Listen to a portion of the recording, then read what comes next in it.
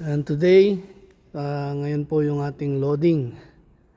Ayan, load po natin yung mga box natin dito sa Gime warehouse. Yan po yung ating mga box today. Yan, sobra na. Yan, puno pa yung mga nasa labas na truck. Yan po yung ating container today. Ang dami nating box. Yan.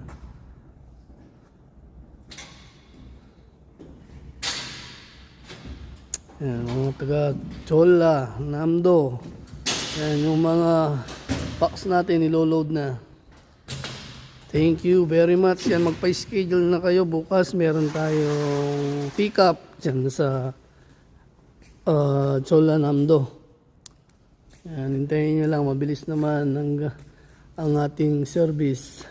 So yung mga gusto magpasabay dyan or magpaabot ng Pasko, dapat magpadala na kayo. Dahil peak season ngayon sa Pilipinas. And thank you very much.